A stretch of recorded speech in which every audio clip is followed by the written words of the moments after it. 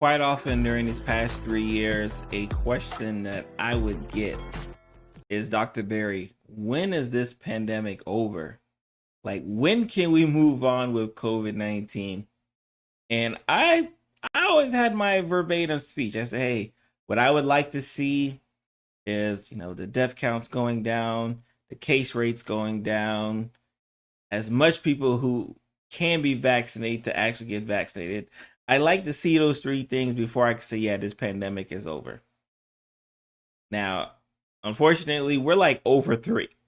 So cases still going, deaths still going. Everyone who should be vaccinated, nah, not quite. But here we are, moving on with COVID-19, and I think it's the writing's been on the wall, especially here in this country, United States. The writing's been on the wall. You've had a split government who can't decide if they're okay to tie their shoe, who was going to make it a point to say, you know what, I'm not going into my next term worried about COVID. I'm not dedicating money. I'm not giving resources. I'm not doing things needed to help fight COVID. That's what our political government and, unfortunately, a particular party, their mindset. And if you caught the last live where I kind of talked about how at the in the past, probably in the next few months, the government's gonna pull back. All funding is gonna be gone. All resources are gonna be gone, and what used to be at the foot of the government in terms of footing the bill is going to be now back on the individual.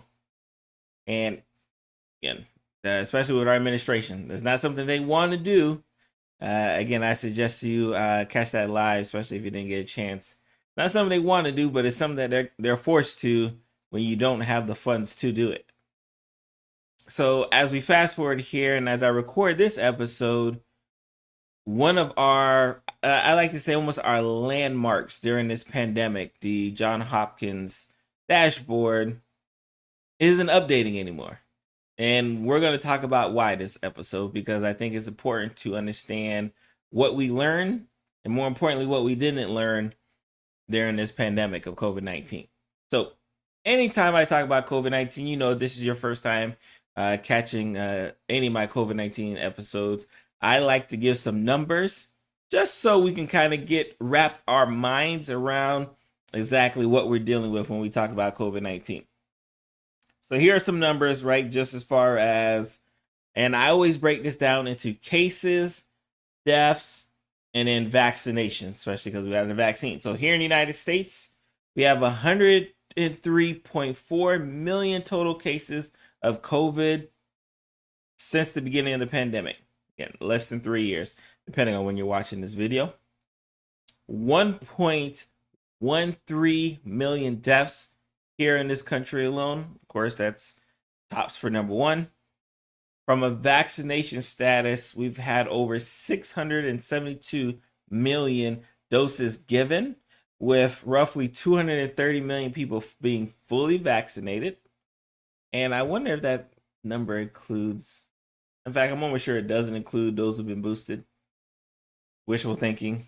And that leaves us at about 69.8%. And for those, especially if you remember, a big number that we were looking for was that, man, if we can just get to 70%, if we could just get to 70%. So we're almost there as a country. It took 3 years, but we're almost there as a country. Now let's look at the worldwide numbers, because I think the worldwide numbers are good just to get some perspective. 675 million cases of COVID-19 has been diagnosed worldwide. 6.87 million deaths worldwide. 13.3 billion with a B. And if you're an anti-vaxxer, I know you hate to hear this. 13.3 billion doses of vaccine have been distributed, with 5.1 billion people being fully vaccinated. That gives a rate about 65%. Yeah.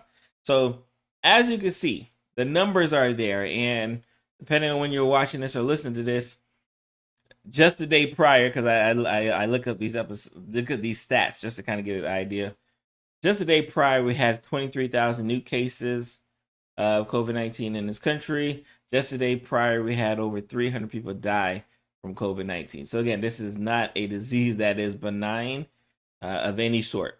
And those numbers I included don't even include our long COVID patients. And I want to take some time out to, again, really highlight our long COVID patients, because I think this is going to be the disease disability that we're going to have to talk about for the next decade.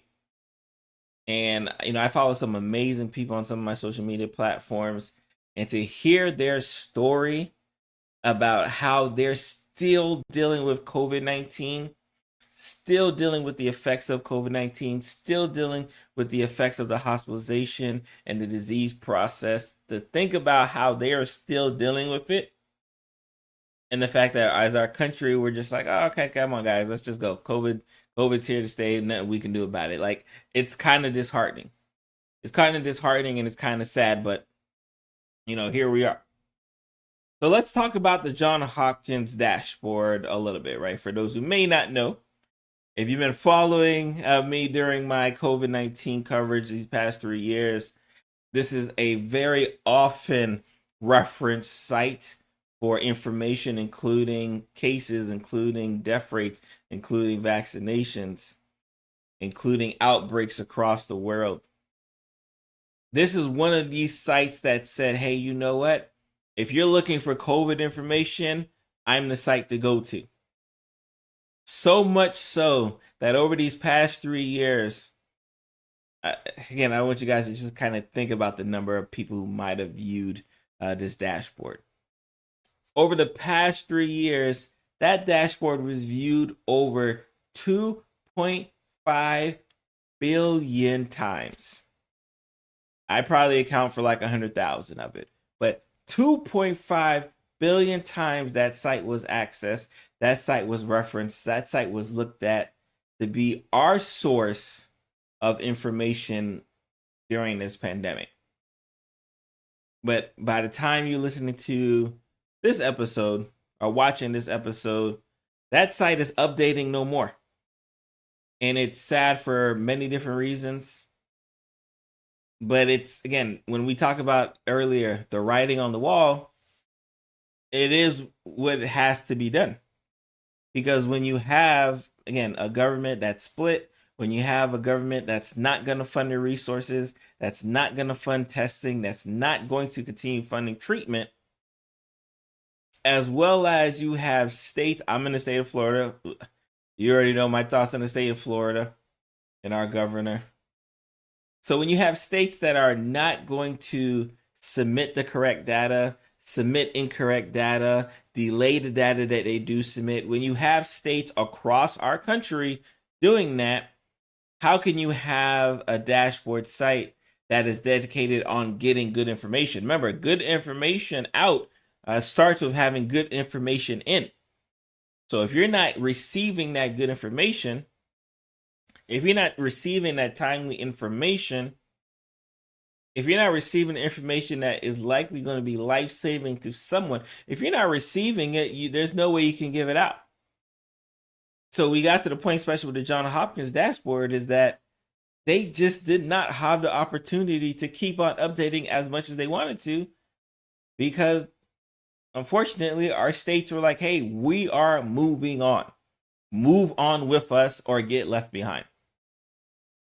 And if that was the slogan for those who've been wanting us to get out of pandemic mode these past 3 years, it would be just that. Move on. COVID-19 is here. Get on the bus or we're leaving you here, because they're going.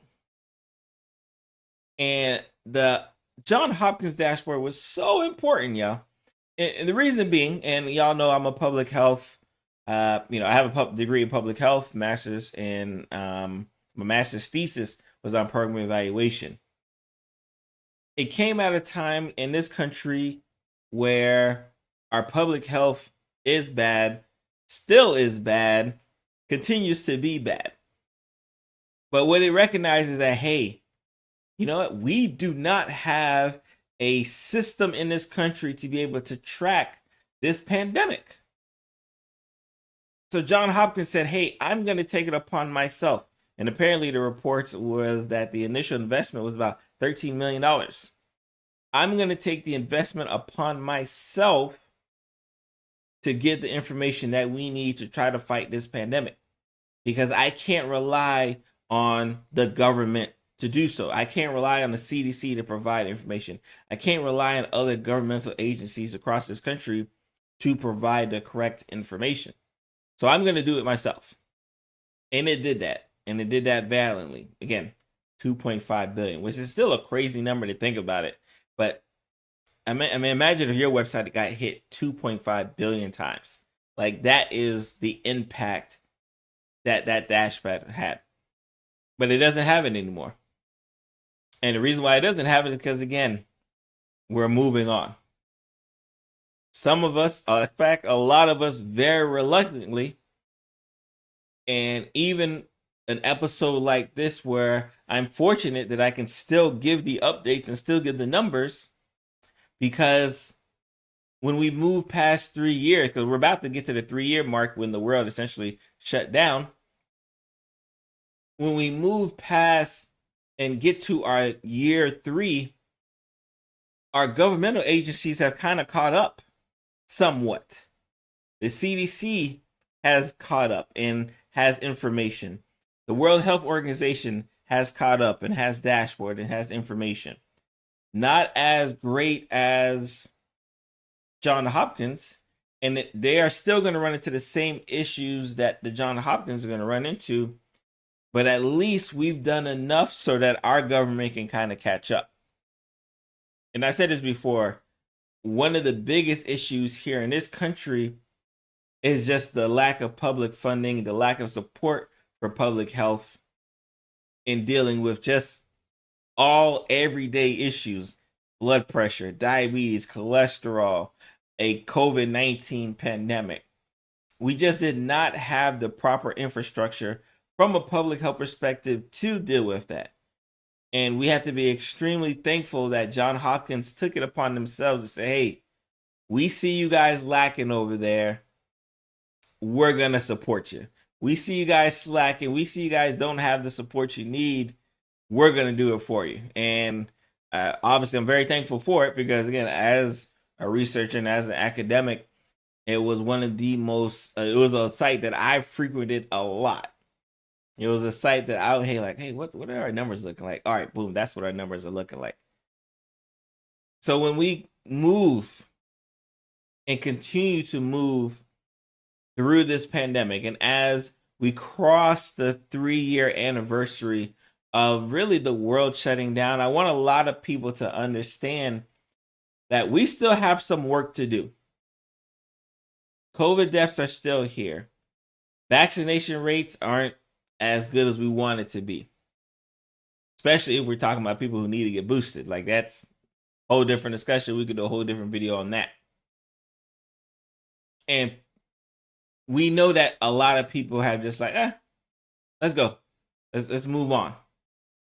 And you heard the number before. Let me again, United States, the number of deaths in this country, 1.13 million. There are 1.13 million people and counting who aren't going to be able to just move on. There are 1.3 million plus whose families are not going to be able to just move on. So even though you have, which has really been a pinnacle of our fight in COVID, our fight against COVID with Johns Hopkins, because again, when you have data, you can fight very well. Even though that's coming to an end, I don't want you guys to think like, all right, now we don't have to worry no more. Dr. Barry's not going to do no more episodes on COVID, because that's going to be far from it. Every time something new happens, expect to hear it. If you don't hear it on my live series, because I usually do it on my live series, I'll make sure I dedicate a Monday Medicine episode like we do today. So again, I'm not here to necessarily talk to you too long about COVID. You heard the numbers. They're still there. The deaths are still there. People still need to be vaccinated. People still need to be boosted. If you fall into that category, do so today. And if you haven't had a chance, remember, join the Patreon. Let's have a great discussion. I'll meet you there. I'm yours truly, Dr. Barry Pierre. I'm going to see you guys next week.